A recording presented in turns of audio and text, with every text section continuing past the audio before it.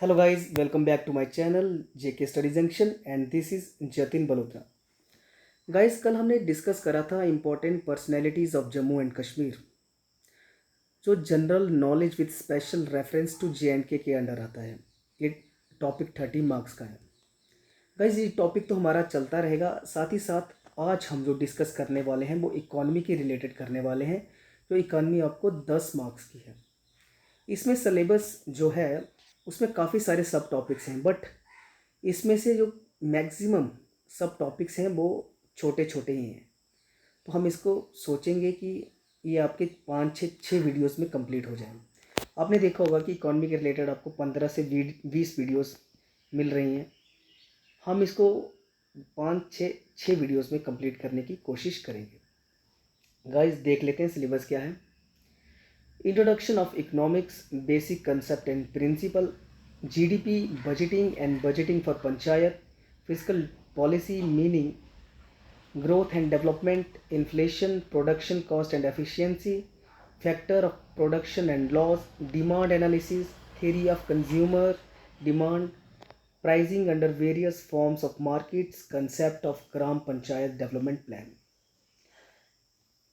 Guys जो आज हम स्टार्ट करने वाले हैं वो इंट्रोडक्शन ऑफ इकोनॉमिक्स से स्टार्ट करने वाले हैं। बेसिक कंसेप्ट्स क्या है, छोटी छोटी डेफिनेशंस देखेंगे इकोनॉमी के रिलेटेड। और मैं एक चीज़ आपको और बताना चाहता हूँ कि जो मैं आपको यहाँ पे इकोनॉमी के रिलेटेड नोट्स प्रोवाइड कर रहा हूँ वो मेरे हैंड रिटन नोट्स हैं, तो काफ़ी इंपॉर्टेंट है, यूपीएससी लेवल के हैं। तो चलिए स्टार्ट करते हैं।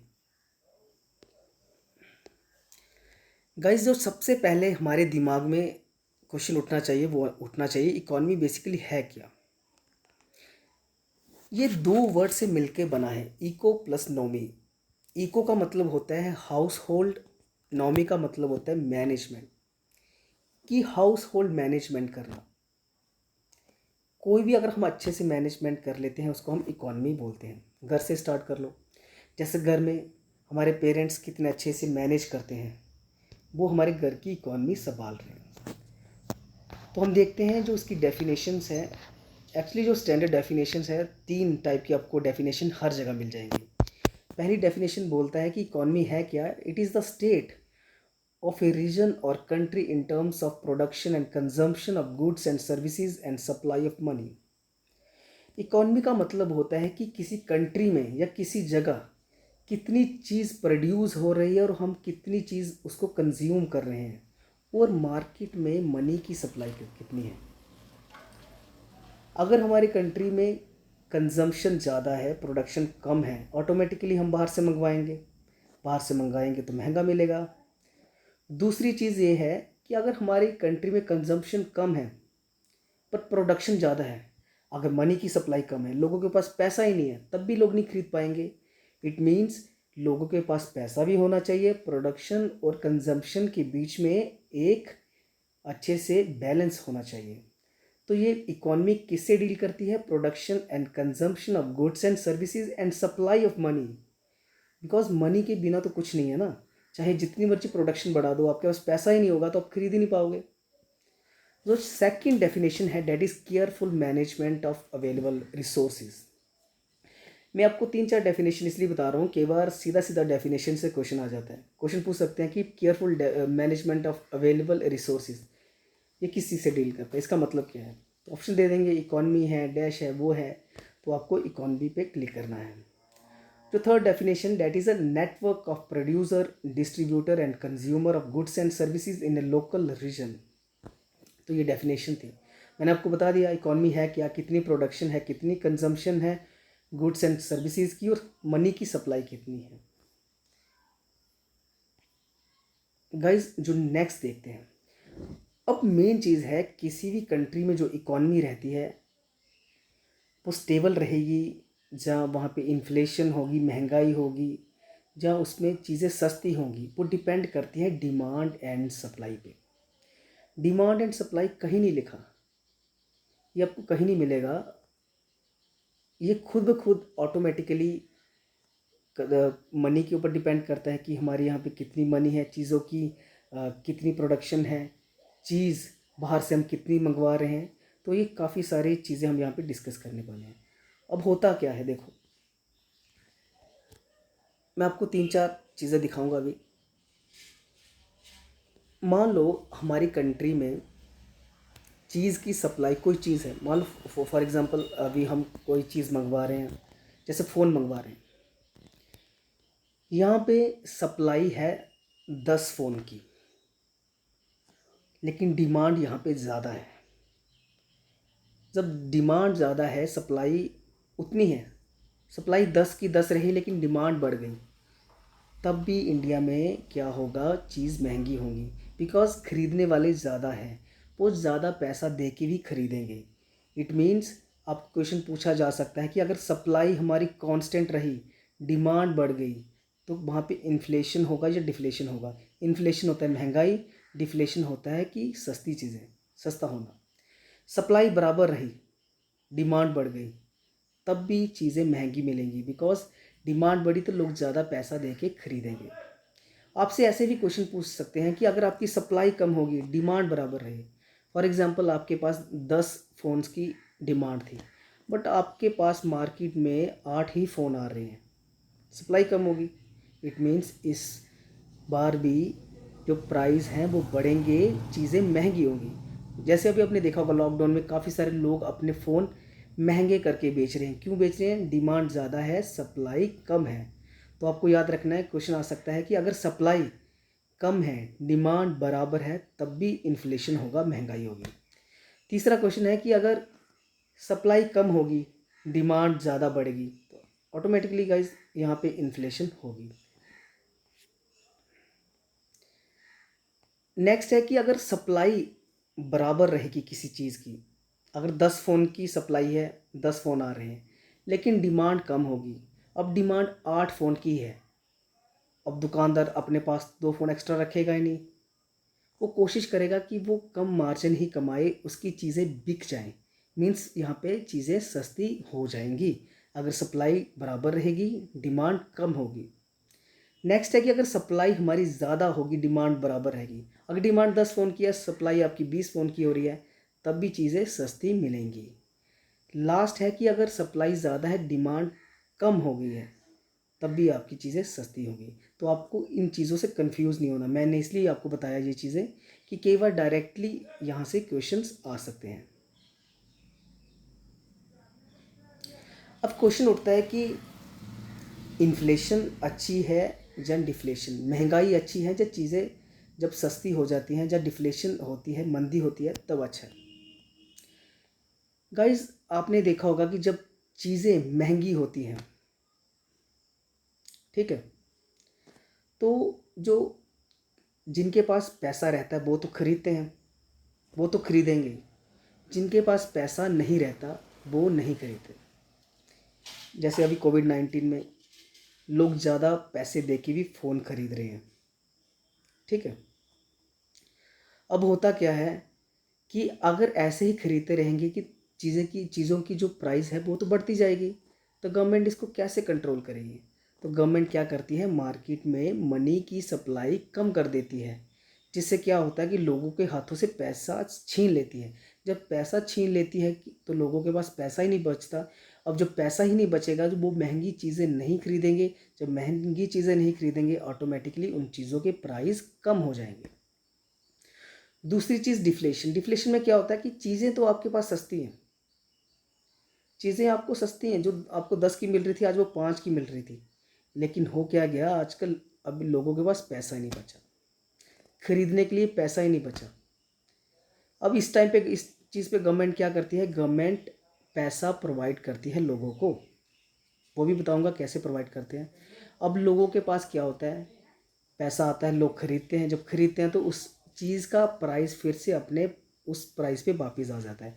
तो इस तरीके से इकोनॉमी को गवर्नमेंट हैंडल करती है, प्राइस को स्टेबल करती है। गाइस जो सबसे पहला कंसेप्ट आता है, डेफिनेशन आती है इकोनॉमी में, वो आती है इन्फ्लेशन। बेसिकली ये महंगाई है क्या?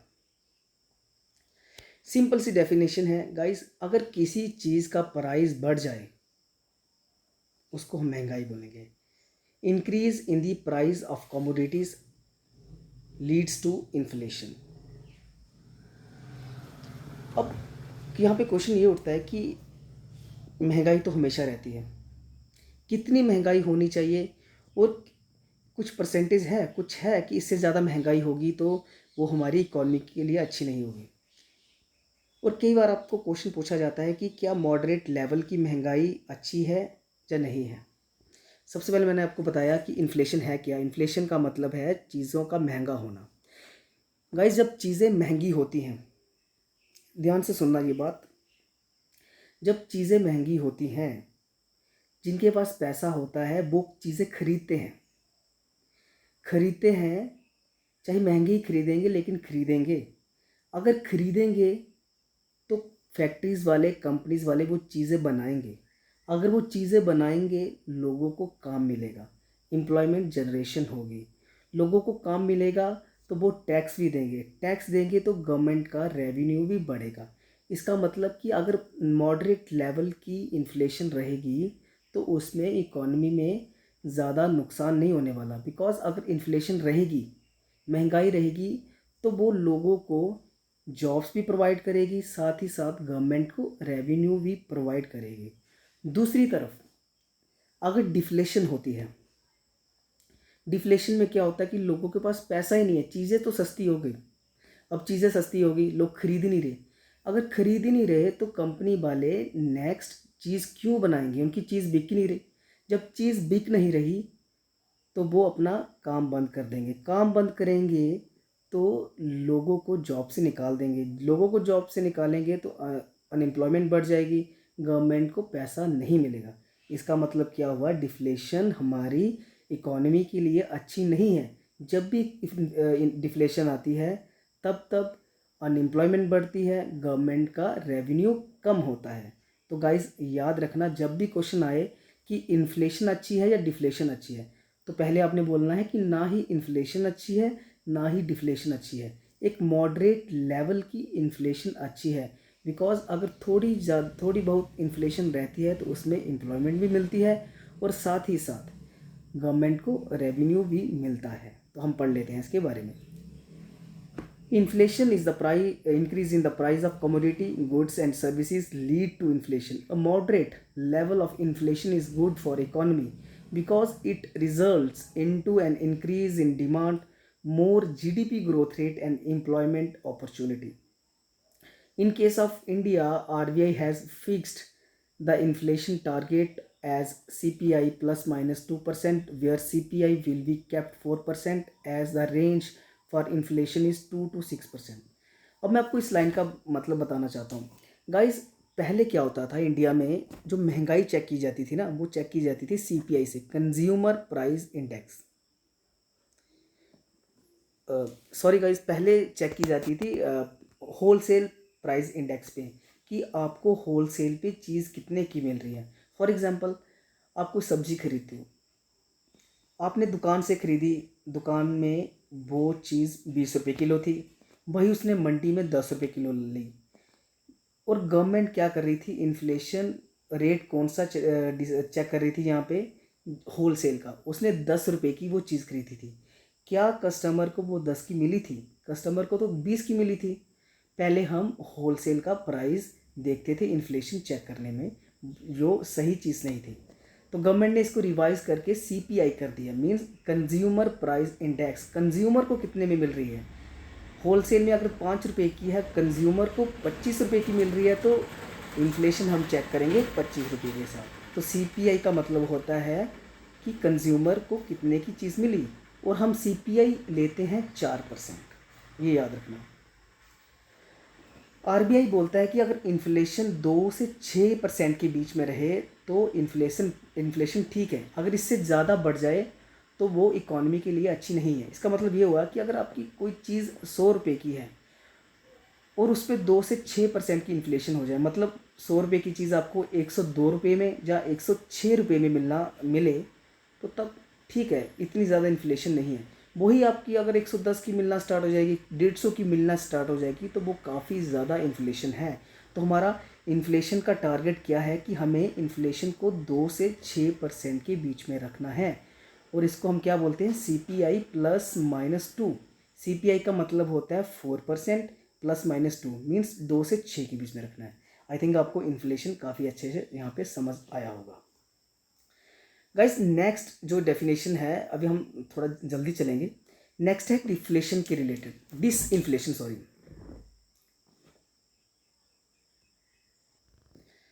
गाइस आपने देखा होगा कि हमने पढ़ा डिफ्लेशन के बारे में, अभी हम पढ़ने वाले हैं डिसइन्फ्लेशन के बारे में।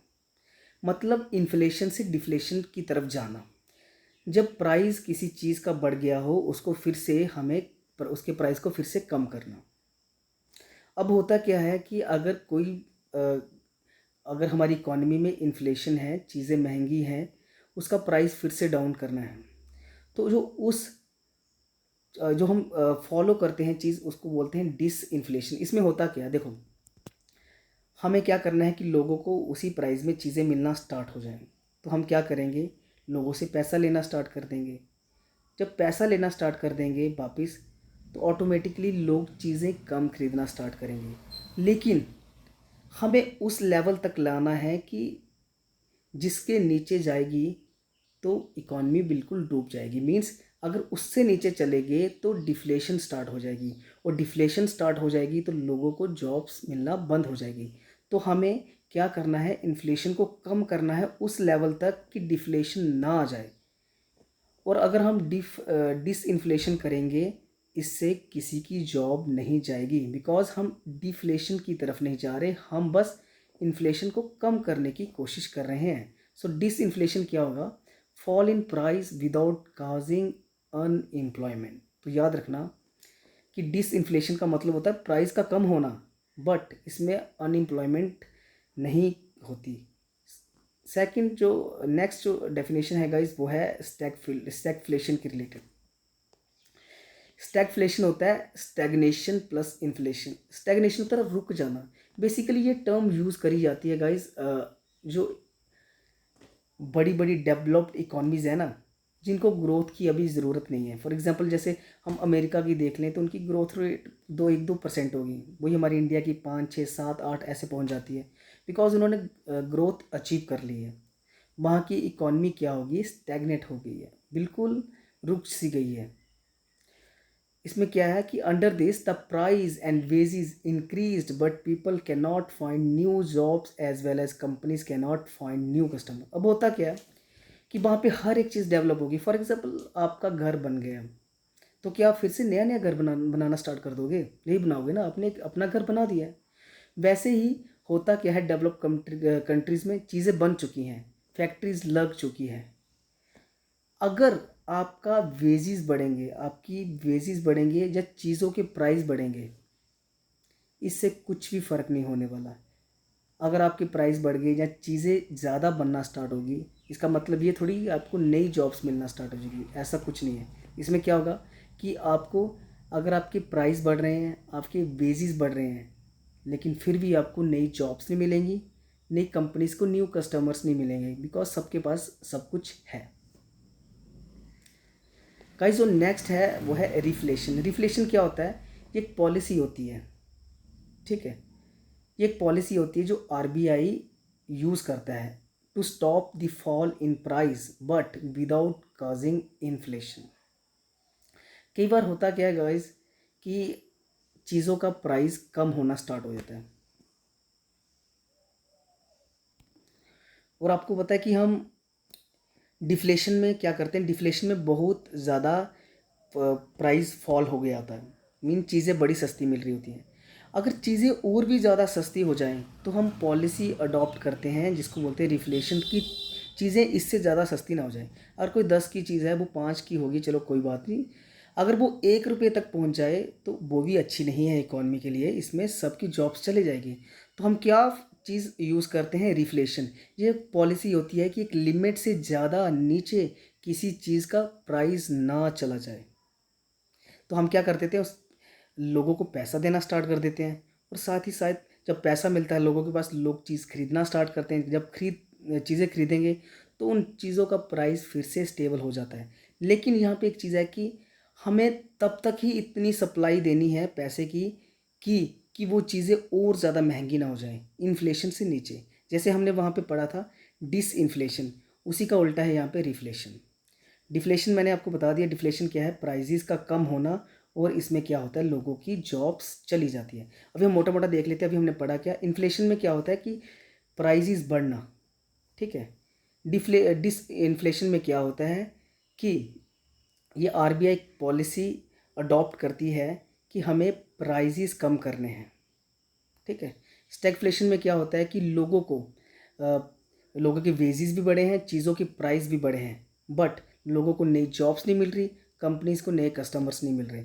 रिफ्लेशन में क्या होता है कि कई बार चीज़ों का प्राइस बहुत ज़्यादा कम हो जाता है, इतना ज़्यादा कम ना हो जाए जिससे हमारी इकॉनमी डूब जाए, हम लोगों को पैसा प्रोवाइड करते हैं ताकि वो चीज़ें खरीदें, जब खरीदेंगे तो प्राइस फिर से नॉर्मल हो जाता है, उस पॉलिसी को बोलते हैं रिफ्लेशन। डिफ्लेशन मैंने बता दिया, चीज़ें सस्ती होना और इसमें लोगों की जॉब्स चली जाती हैं। ये था बेसिक डेफिनेशंस।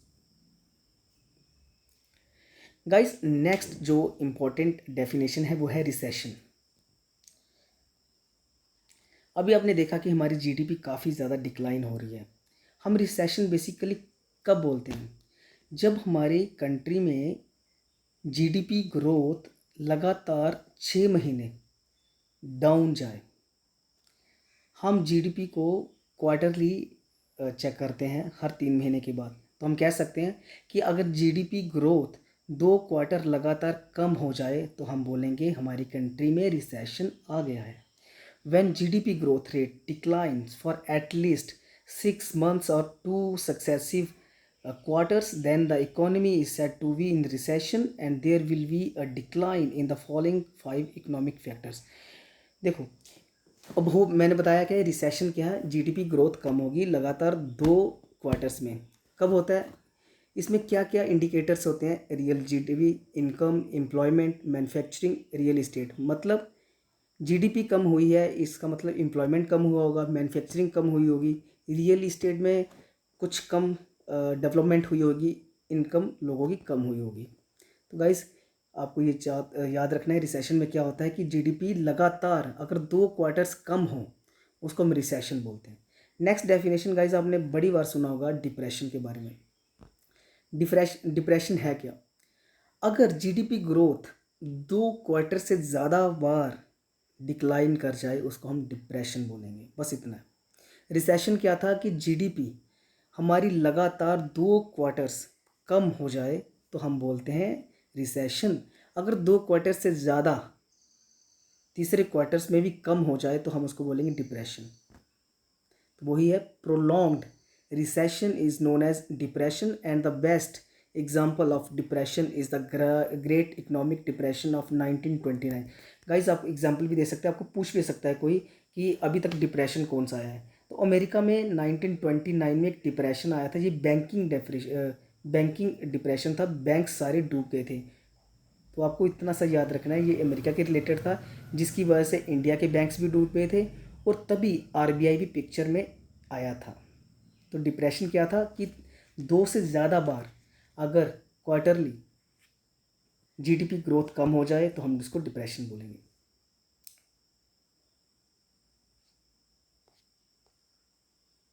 जैसे मैं आपको बता दूं कि हमने ईयर को डिवाइड किया होता है चार चार क्वार्टर्स में। फर्स्ट है अप्रैल से जून, सेकंड होता है जून से सितंबर, थर्ड होता है अक्टूबर से दिसंबर, फोर्थ होता है जैन से मार्च तक। मान लो फर्स्ट क्वार्टर में आपकी जीडीपी ग्रोथ रही 7.6, दूसरे में रही 7.4। अब देखो दूसरे में भी कम रही, लगातार 2 बार कम रही, इसका मतलब रिसेशन आ गया है। अब देखो तीसरे क्वार्टर में भी हमारी ग्रोथ रेट कम रही, इसका मतलब कि यहाँ पे डिप्रेशन आ गया है। तो इसी तरीके से कंट्री में चेक करते हैं, क्वार्टरली चेक किया जाता है। तो गाइज, आपने कंफ्यूज नहीं होना डिप्रेशन और रिसेशन से। गाइज, जो नेक्स्ट इंपॉर्टेंट डेफिनेशन है, ये एक अलग से टॉपिक भी है, फिर भी हम बता देते हैं।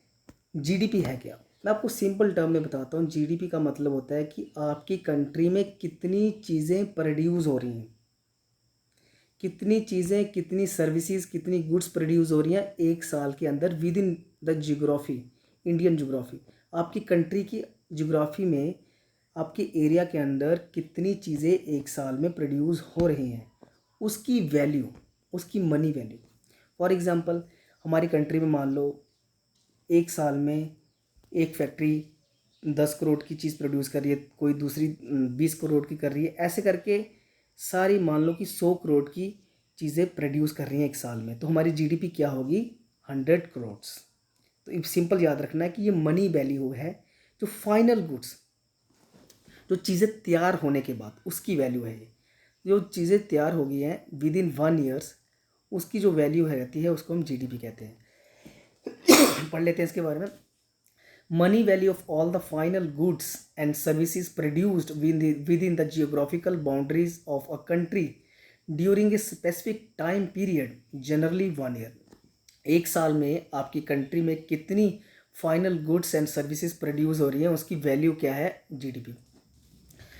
अब गाइस यहाँ पे क्वेश्चन ये है कि क्या जीडीपी हमें बताता है कि ये सारा पैसा हमारा है, ये सारी चीज़ें हमारी हैं, ये क्या हमारी इकॉनमी की रियल पिक्चर दिखाता है? गाइस नहीं दिखाता।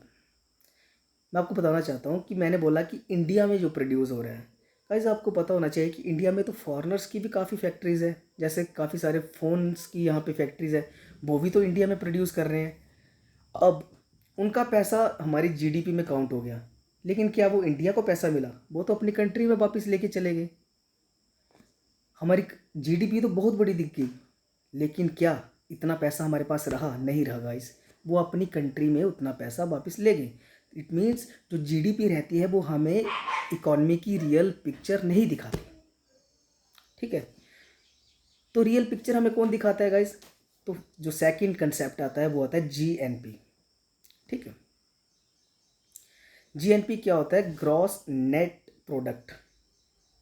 जीएनपी बताता है कि हमारी कंट्री में जितनी चीज़ें प्रोड्यूस हुई और बाहर वाले जिन्होंने इंडिया में अपना बिजनेस स्टार्ट किया है, वो इंडिया से जितना कमाया है उसको हम माइनस करेंगे, और जो इंडियंस बाहर हैं, जो इंडियंस बाहर से कमा के ला रहे हैं, उसको हम इसमें ऐड करेंगे, तो हमें रियल पिक्चर दिख जाएगी कि इंडिया में कितना पैसा है।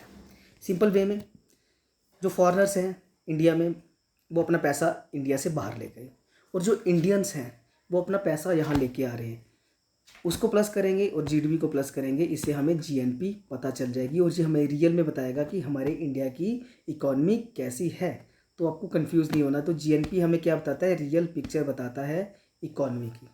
तो जीएनपी क्या होता है? GDP plus net factor income from abroad. Net factor मतलब होता है कि जो पैसा आया और गया जो फॉरेनर्स लेके गए और आया जो इंडियंस लेके आए, उन दोनों का जो डिफरेंस रहता है उसको बोलते हैं net factor income from abroad. तो गाइस क्वेश्चन आ सकता है आपको कि क्या जीडीपी रियल पिक्चर शो करती है इकॉनमी की? तो आपका आंसर होना चाहिए नहीं। रियल पिक्चर कौन शो करता है? GNP, gross net product. तो ये थी डेफिनेशन इसकी।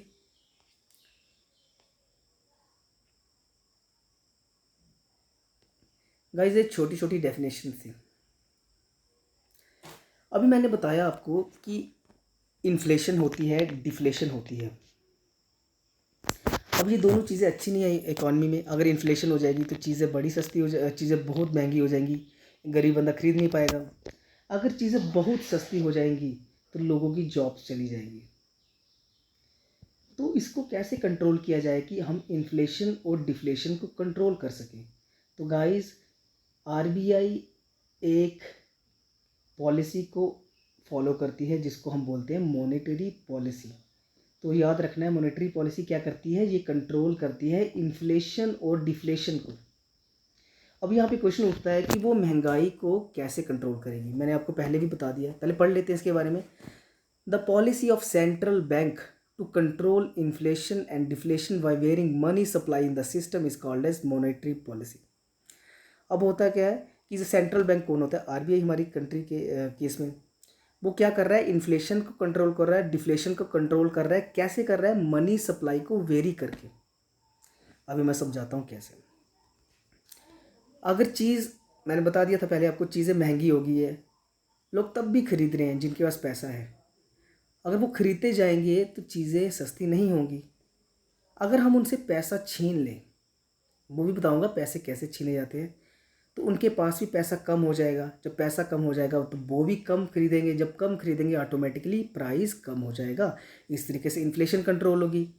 अब दूसरा डिफ्लेशन, चीज़ें बड़ी सस्ती हैं, लोग तब भी नहीं खरीद पा रहे, तो क्या करेंगी, ये मनी की सप्लाई बढ़ा देंगी, लिक्विडिटी बढ़ा देंगे, लोगों के पास पैसा आ गया, पैसा आ गया तो लोग खरीदेंगे तो उस प्राइस, उसका जो प्राइस है वो फिर से नॉर्मल हो जाएगा। इस तरीके से आरबीआई इन्फ्लेशन और डिफ्लेशन को कंट्रोल करती है, और जो पॉलिसी अडॉप्ट करती है उसको बोलती है मॉनेटरी पॉलिसी। ठीक है। अब नेक्स्ट यहाँ पे क्वेश्चन उठता है कि आरबीआई किस तरीके से इसको करती है। तो गाइज आरबीआई टूल्स यूज़ करती है इस चीज़ के लिए। आरबीआई दो टाइप की टूल यूज़ करती है, एक को बोलते हैं क्वांटिटेटिव, एक को बोलते हैं क्वालिटेटिव। ये आपकी काम की चीज़ नहीं है, लेकिन मैं तब भी आपको थोड़ा थोड़ा बता देता हूँ। क्वालिटेटिव क्वांटिटेटिव में आपके दो तीन चीज़ें आती हैं, जैसे रिजर्व रेशो है, ओपन मार्केट ऑपरेशन है, और कुछ रेट्स हैं। इन चीज़ों से आरबीआई इन्फ्लेशन और डिफ्लेशन कैसे कंट्रोल करेगी मैं आपको बता देता हूँ आगे।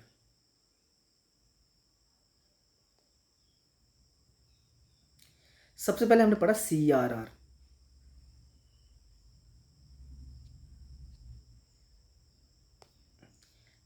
गाइस वो आपके काम की चीज़ें नहीं है, वो कुछ ज़्यादा हाई लेवल का है। आपको सिंपल डेफिनेशंस बता देता हूँ। आपको बस इतना याद रखना है, मॉनेटरी पॉलिसी क्या है। आरबीआई पॉलिसी अडॉप्ट करती है इन्फ्लेशन और डिफ्लेशन का कंट्रोल करने के लिए। कैसे करती है? मनी सप्लाई को वेरी करके। गाइस नेक्स्ट जो डेफिनेशन है वो है CRR SLR। गाइस अब देखो, आपने बैंक में पैसा जमा करवाया, बैंक्स के पास पैसा जमा हो गया, ठीक है। फॉर एग्जांपल मान लो कि बैंक के पास टोटल 100 करोड़ डिपॉजिट है, और बैंक्स के पास 100 करोड़ डिपॉजिट हो गया। क्या वो बैंक 100 का 100 लोन पे दे सकता है? अगर उसने 100 का 100 लोन पे दे दिया, कल को कोई इसके पास पैसा निकालने आया, जैसे रोज़ लोग बैंक में विड्रॉल करने भी जाते हैं, तो वो कहाँ से देगा? इसका मतलब बैंक कभी भी अपना 100% जो डिपॉजिट रहता है उसके पास वो लैंडिंग नहीं करता, मीन्स वो लोन्स पे नहीं देता। दूसरी चीज़ ये है कि जो बैंक ने लोन दिए हैं, अगर वो वापस ना आए, वो एनपीए बन जाए। एनपीए क्या होते हैं कि अगर लोन वापस ना मिले आपको, जब लोन वापस ना मिले, आपका बैंक डूबने वाला हो, तो जिनके पैसे वहाँ पे जमा है वो क्या करेंगे? उनको कहाँ से आप पैसा दोगे? तो उन्हीं को ही सेव करने के लिए एक CRR SLR आया है। मैं आपको पहले बता दूं मोटा मोटा, CRR SLR क्या बोलता है कि बैंक को जो डिपॉजिट है उसका कुछ परसेंटेज रखना पड़ेगा, कि कल को अगर बैंक डूबता भी है तो इस परसेंटेज से वो लोगों को पैसा वापस कर सके। सिंपल ये मतलब, ठीक है। पढ़ लेते हैं। CRR क्या होता है? All commercial banks have to keep a certain percentage of their total bank's deposit in a current account with RBI in the form of cash। सब बैंक्स को क्या करना पड़ता है? जो उसका टोटल डिपॉजिट है, मान लो 100 करोड़ डिपॉजिट है, तो उस कुछ टोटल डिपॉजिट में कुछ परसेंटेज बैंक्स को आरबीआई के पास जमा रखना पड़ता है, ताकि कल को कोई प्रॉब्लम ना हो। प्रॉब्लम हो तो हम इससे यूज़ करके उस प्रॉब्लम को सॉल्व कर सकें, अगर बैंक रन टाइप का हो। तो इस टाइप पे जो CRR है वो 4%, मतलब कि बैंक को क्या करना होगा? अपना 4% deposit as a CRR RBI के पास डिपॉजिट रखना होगा। ये था CRR। इसमें क्या होगा कि जो डिपॉजिटर्स हैं उनको ये सेफ्टी प्रोवाइड कर रहा है। दूसरी चीज़ है SLR। SLR भी सेम चीज़ है। फ़र्क ये है कि SLR, एक चीज़ मैंने बताई नहीं आपको, जो CRR है, जो आपको 4% रखना है वो कैश की फॉर्म में रखना है। जैसे बैंक्स, आपको पता है बैंक्स गोल्ड भी रखते हैं, उनके पास सिक्योरिटीज़ भी होती हैं, तो CRR आपको कैश की फॉर्म में रखना है। SLR में फ़र्क क्या है कि इसमें आप कैश की फॉर्म में भी रख सकते हो, गोल्ड की फॉर्म में भी रख सकते हो, गवर्नमेंट सिक्योरिटीज़ की फॉर्म में रख सकते हो। और दूसरा डिफरेंस क्या है? CRR आपको आरबीआई के पास रखना पड़ता है, SLR आपको अपने पास ही रिजर्व करके रखना पड़ता है, लेकिन आप उसको यूज़ नहीं कर सकते। अब देखो होता क्या है, SLR आपको 19% रखना पड़ता है। It means 19 + 4 23%। अगर आपके पास 100 करोड़ डिपॉजिट आया तो आपने 23% अलग से रख दिया, कि कल को अगर हमारा बैंक डूबा तो हम इस 23% से लोगों का पैसा वापिस कर देंगे। तो यही मतलब होता है CRR SLR रखने का। तो गाइस आपको समझ आ गई होगी। ये लिखा हुआ है कि हम CRR और SLR क्यों रखते हैं, ताकि हम बैंक रन को प्रिवेंट कर सकें। बैंक रन क्या होता है? It is a condition when a large number of customers of a bank or any financial institution withdraw their deposit simultaneously because of the doubt regarding the solvency of the financial institution. अगर आपको लगे कि आपका financial institution bank डूबने वाला है, तो काफ़ी सारे लोग क्या करते हैं कि इकट्ठे ही, जैसे अभी यस बैंक का केस हुआ था, तो काफ़ी सारे लोग इकट्ठे ही बैंक से पैसा निकालने आ गए थे। तो बैंक कहाँ से पैसा देगा? तो बैंक के पास ऐसा रिजर्व होना चाहिए ताकि ऐसी कंडीशन को वो हैंडल कर सके। गाइस, जो नेक्स्ट कंसेप्ट है उसको बोलते हैं ओपन मार्केट ऑपरेशन। आप इसकी सिंपल सी डेफिनेशन बताता हूँ, इतनी डीपली नहीं जाना चाहता। ओपन मार्केट ऑपरेशन क्या होता है? आपने देखा होगा कि लोग बॉन्ड्स खरीदते हैं, सिक्योरिटीज़ खरीदते हैं। सिक्योरिटीज़ क्या होता है? एक पेपर होता है सिंपल। जैसे 100 रुपये की सिक्योरिटी आ गई, आपने गवर्नमेंट को 100 रुपया दिया और उससे कागज़ खरीद लिया, और उस पर क्या हो गया, आपको इंटरेस्ट मिलता रहता है और कल को आप फिर से वो सेल कर सकते हो। सेम चीज़, जैसे आपने बैंक में पैसा जमा करवाया, आपको क्या हो रहा है, आपको इंटरेस्ट मिल रहा है। यहाँ पे फ़र्क क्या है? आपने पैसा दिया और उस पैसे की बदले आपको एक कागज़ मिला जिसको सिक्योरिटी बोलते हैं। अब आरबीआई क्या करता है कि इन्फ्लेशन और डिफ्लेशन को कैसे कंट्रोल करता है। अब ध्यान से सुनना कि अगर इन्फ्लेशन है मीन्स लोगों के पास पैसा है खरीदने के लिए चीज़ें, हमने क्या करना है, लोगों से पैसा छीनना है। अब यहाँ पे कंसेप्ट आया। आरबीआई क्या करेगी? आरबीआई इस जगह क्या करेगी, सिक्योरिटीज़ को बेचना स्टार्ट कर देगी। गाइस, अगर वो सिक्योरिटी को बेचेगी तो मैं, जैसे फॉर एग्जांपल गवर्नमेंट ने बोला कि मैं सिक्योरिटी बेचना चाहता हूँ, मैंने 100 रुपये की सिक्योरिटी खरीदी, मेरे पास कागज़ रहा और मेरा 100 रुपया गवर्नमेंट के पास चला गया। मतलब जो मेरे हाथ में पहले 100 रुपया था वो मेरे हाथ से चला गया, ऑटोमेटिकली मेरे हाथ से गवर्नमेंट ने पैसा छीन लिया। जब पैसा लोगों के हाथों से ले लिया तो ऑटोमेटिकली प्राइस कम हो जाएगा। तो याद क्या रखना है कि जब इन्फ्लेशन होती है तो सिक्योरिटीज़ को बेचा जाता है, ठीक है। जब प्राइस कम हो गया हो, डिफ्लेशन हो, तो लोगों को पैसा देना है। उस टाइम पे आरबीआई क्या करती है? आरबीआई इस टाइम पे सिक्योरिटीज़ को क्या करती है, वो खुद खरीदती है, परचेज़ करती है। जब आरबीआई मेरे से सिक्योरिटी खरीदेगी तो मेरे को पैसा देगी। जब मेरे को पैसा देगी तो मेरे पास क्या होगा, मेरे पास पैसा आना स्टार्ट हो जाएगा। तो इस तरीके से इसको बोलते हैं ओपन मार्केट ऑपरेशन। इन्फ्लेशन के टाइम पे क्या होगा, गवर्नमेंट सिक्योरिटीज़ बेचेगी, आरबीआई सिक्योरिटी बेचेगी और डिफ्लेशन के टाइम उसको परचेज करेगी। इतना ही कंसेप्ट है ओपन मार्केट ऑपरेशन के रिलेटेड।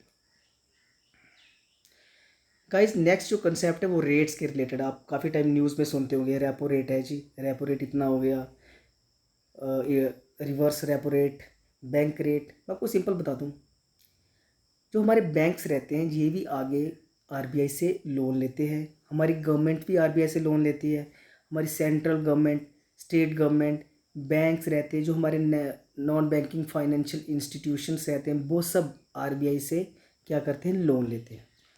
और जो आरबीआई इनको लोन लेता है, जिस रेट पे इनको लोन देता है उसको बोलते हैं रेपो रेट। याद रखना, रेपो रेट क्या होता है, ये आरबीआई चार्ज करता है इन बैंक से जब ये बैंक इनसे लोन लेते हैं।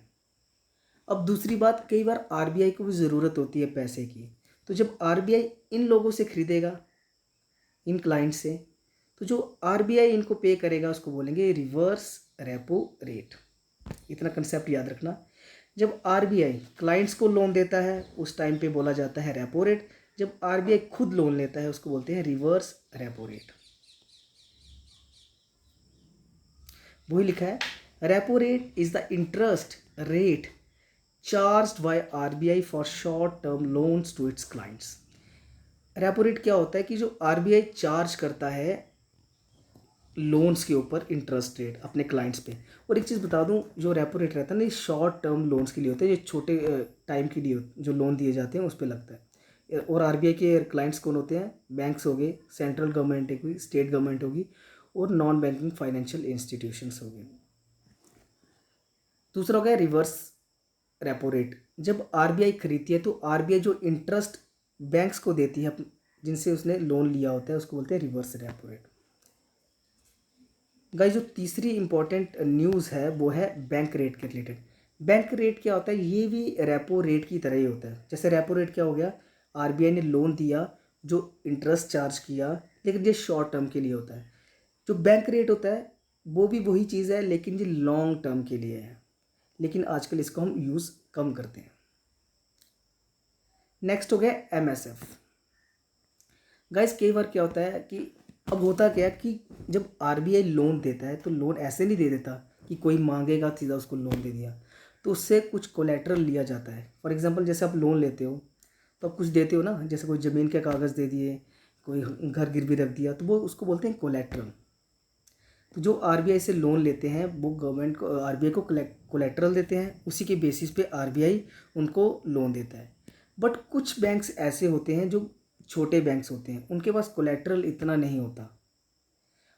अब देखो, अगर उनके पास कोलेट्रल नहीं है तो आरबीआई तो उनको फिर कभी लोन ही ना दे, फिर वो कैसे ग्रो करेंगे। तो एमएसएफ क्या होता है कि इसमें एक कंडीशन होती है कि जो शेड्यूल्ड कमर्शियल बैंक्स हैं वो अपना एसएलआर कोटा, जो मैंने बताया था 19% है, एसएलआर कोटा की जो सिक्योरिटीज़ रहती हैं उसको यूज़ करके लोन ले सकते हैं आरबीआई से। बस आपको इतना याद रखना है। क्या लिखा है, it is the interest rate charge by RBI for short term loans given to scheduled commercial banks under MSF. Only scheduled commercial banks can borrow money from RBI in case of emergency, and for this purpose they can pledge the government securities of their SLR quota as collateral। इसमें बस scheduled commercial banks ही ले सकते हैं, government नहीं ले सकती, state government नहीं ले सकती, नॉन बैंकिंग फाइनेंशियल इंस्टीट्यूशन नहीं ले सकते। बस बैंक्स के लिए ही अप्लाई होता है जिनके पास सिक्योरिटीज़ नहीं है। गाइस आप सोच रहे होंगे कि जैसे मैं एमएसएफ है इनकी मैं फुल फॉर्म नहीं बता रहा, गाइस ये आपको खुद घर जाके देखना है। जैसे मैंने आपको एमएसएफ की फुल फॉर्म नहीं बताई, मैंने आपको एसएलआर की नहीं बताई, सीआरआर की नहीं बताई, ये खुद आप चेक करेंगे घर जाके। गाइस जो नेक्स्ट डेफिनेशन है वो है लोन टू वैल्यू रेशो। ये क्या है, loan to value ratio indicates the ratio of the loan to be given against the value of a asset. It is decided by RBI and this term is used in case of household and the loan is given against the assets such as gold. In case of deflation, RBI increases loan to value ratio and in case of deflation RBI decreases। अब होता क्या है, जैसे नाम से पता चल रहा है लोन टू वैल्यू रेशो, आपकी कोई चीज़ है उसकी वैल्यू मान लो 100 करोड़ है, तो उसके ऊपर आपको कितना लोन मिल रहा है। सिंपल सी बात,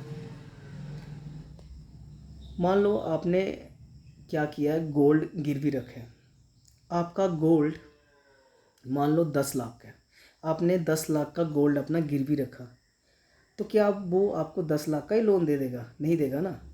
तो आपको उस वैल्यू का कुछ हिस्सा ही देगा, मीन्स कि आपकी वैल्यू के ऊपर आपको कितना लोन दे रहा है, उसी को बोलते हैं लोन टू वैल्यू। 10 लाख के ऊपर क्या पता आपको 2 लाख का लोन दे दिया जाए, तो इसी को हम बोलते हैं loan to value ratio.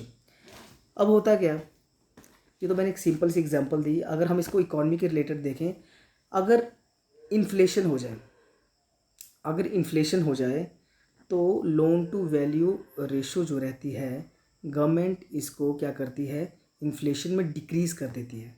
Decrease क्या करती है कि वो सारा का सारा पैसा उनको दे देती है, ताकि इन्फ्लेशन में क्या करती है, इसको डिक्रीज़ कर देती है और उनको कम पैसा प्रोवाइड करती है। जैसे 10 लाख के गहने थे, डिक्रीज़ किया, अब उनको बस 50,000 ही दिया जा रहा है। डिफ्लेशन में क्या करती है, क्या पता वो 10 लाख के गहने हैं तो 5 लाख उनको लोन मिल जाए। ये मैं एग्जांपल दे रहा हूँ, इसको आप ऑटोमोबाइल इंडस्ट्रीज़ में या होम लोन में भी यूज़ कर सकते हैं।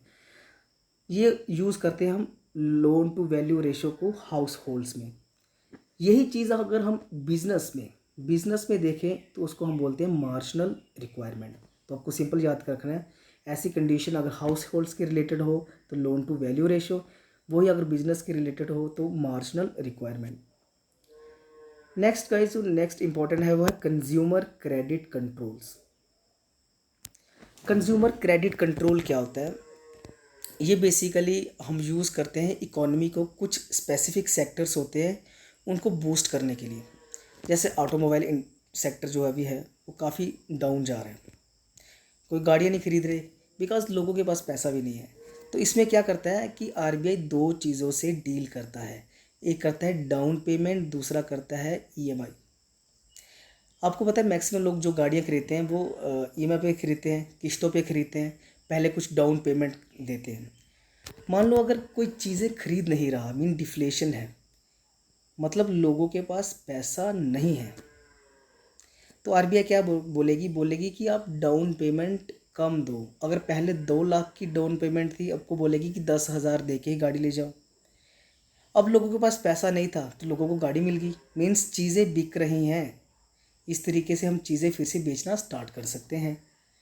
वही अगर इन्फ्लेशन है, चीज़ें महंगी बिक रही हैं, तो हम डाउन पेमेंट को क्या कर देंगे, बढ़ा देंगे।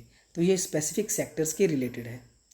नेक्स्ट है रैशनिंग। रैशनिंग का मतलब क्या होता है कि अगर कोई लोन ले रहे हैं, अगर बैंक्स लोन दे रहे हैं, जैसे बड़े बड़े बिजनेसमैन हैं, वो तो फिर ज़्यादा इंटरेस्ट रेट दे के सारा का सारा बैंक से पैसा ले सकते हैं लोन के रूप में। रैशनिंग क्या करता है, एक सीलिंग लगा देता है कि इससे ज़्यादा आप लोन नहीं ले सकते। ठीक है, इसका मेन क्या है कि हमें सीलिंग लगाने का मेन कारण है कि ताकि जो बाकी सेक्टर्स हैं इकोनॉमी के, उनको भी लोन प्रोवाइड हो सके। अगर बैंक के पास 100 करोड़ है, अगर एक ही बिजनेसमैन सारा ले जाएगा तो छोटी मोटी दुकानदार, बाकी छोटे मोटे लोग, उनको लोन कैसे मिलेगा। तो रैशनिंग है क्या, एक सीलिंग लगाई है ताकि सबको इक्वली पैसा अवेलेबल हो सके। गाइस नेक्स्ट जो डेफिनेशन है वो है priority sector lending. Priority sector lending क्या होता है कि कुछ प्रायोरिटी सेक्टर होते हैं जिनको हमें ग्रो करना है, जिनकी ग्रोथ के बिना कंट्री कभी भी ग्रो नहीं कर सकती। जैसे हमारी एजुकेशन सेक्टर होता है, एग्रीकल्चर सेक्टर होता है, हमारी छोटी छोटी इंडस्ट्रीज़ जिसको हम बोलते हैं micro small medium enterprises, MSMEs, जैसे हमारे वीकर सेक्शंस हो गए। तो गवर्नमेंट ने क्या बोला हुआ है कि जो बैंक्स हैं उनको, अगर बैंक्स के पास 100 करोड़ है, वही बात आ गई फिर से, 23% उसने CRR SLR दे दिया, जो बाकी बचा वो सारा वो लैंडिंग में दे सकता है। जो लैंडिंग में दे सकता है उसका उसको 40% हिस्सा इन लोगों को देना पड़ेगा। मतलब फिक्स कर दिया 40% आपको प्रायोरिटी सेक्टर लैंडिंग को ही लोन देना पड़ेगा ताकि ये सेक्टर्स भी ग्रो कर सके। तो मैं आपको थोड़ा सिंपल तरीके से बता रहा हूँ, काफ़ी लेंथी हो जाएगा अगर मैं डीपली चला जाऊँगा। तो आपको याद रखना प्रायोरिटी सेक्टर लैंडिंग है क्या, ताकि जो छोटे छोटे सेक्टर्स हैं वो भी ग्रो कर सके और उनको लोन प्रोवाइड करना है। गाइस नेक्स्ट है मॉरल सेक्शन। मॉरल सेक्शन होता है क्या है कि आपको पता है कि इंडिया में पहले जो इंटरेस्ट रेट होते थे वो गवर्नमेंट डिसाइड करती थी, लेकिन एक कमेटी बनी थी जिसका नाम था नरसिम्हन कमेटी, आपको याद रखने की ज़रूरत नहीं है। उसने बोला था कि बैंक्स को ऑटोनॉमी दो कि वो खुद के इंटरेस्ट रेट खुद डिसाइड करें। अब होता क्या है कि कई बार आरबीआई रेपो रेट कम कर देता है। अब देखो मैंने बताया कि रेपो रेट क्या होता है कि रेपो रेट जो इंटरेस्ट रेट चार्ज करता है, क्या होता है, जो इंटरेस्ट रेट चार्ज करता है आरबीआई। अगर आरबीआई गाइस अगर वो अपना रेपो रेट कम कर दे, मींस इंटरेस्ट कम ले, इसका मतलब कि जो बैंक्स हैं उनको सस्ता लोन मिल रहा है। अगर उनको सस्ता लोन मिल रहा है तो जो वो आगे जो लोन प्रोवाइड करेंगे उनको लोगों को भी सस्ता लोन प्रोवाइड करना चाहिए। तो आरबीआई बोलती है कि अगर हम रेपो रेट कम करते हैं तो बैंक्स को भी अपना इंटरेस्ट रेट कम करना चाहिए। तो होता क्या है कि बैंक्स नहीं करते। तो मॉरल सेक्शन में क्या होता है, जो आरबीआई गवर्नर रहता है वो मीडिया में जाके, जहाँ कहीं कॉन्फ्रेंसेस वगैरह हो रही होती है, कन्वोकेशंस हो रही हैं, वहाँ स्पीच दे के उनको बेसिकली बताता है कि बैंक्स को भी अपना रेट कम करना चाहिए। एक ओपिनियन बनाने की कोशिश करता है कि बैंक्स हैं वो अपने आप में एक गिल्टी फील कर सके और फील करने के बाद वो अपना इंटरेस्ट रेट कम कर दें। गाइस जो नेक्स्ट है वो है डायरेक्ट एक्शन। अगर कुछ ना हो, कोई ना माने, ठीक है, तो वह डायरेक्ट एक्शन ले सकता है, जैसे इम्पोज कर सकता है, पेनल्टीज़ कर सकता है। ठीक है, इसके अंदर क्या हो गया कि अगर रेपो रेट में जैसे वो बैंक्स को क्या करता है, लोन देता है, वो लोन देना बंद कर देगा। तो ये इसमें क्या होता है, डायरेक्ट एक्शन जो बैंक्स के खिलाफ लिए जाते हैं। तो गाइज़ ये थी छोटी छोटी सारी डेफिनेशंस। और गाइज़ काफ़ी लंबी वीडियो होगी है और ये पढ़ाना भी ज़रूरी था। आपको काफ़ी सारे क्वेश्चंस इन्हीं डेफिनेशंस में एग्ज़ाम में दिख जाएंगे। तो गाइज़ जो नेक्स्ट हमारा टॉपिक होगा वो हम इन्फ्लेशन को लेके आएंगे, और इन्फ्लेशन की वीडियो ज़्यादा से ज़्यादा हम 5-6 मिनट की ही होगी। तो ये था आज का टॉपिक। आई थिंक कि आपको अच्छा लगा होगा। Thank you very much for watching this video.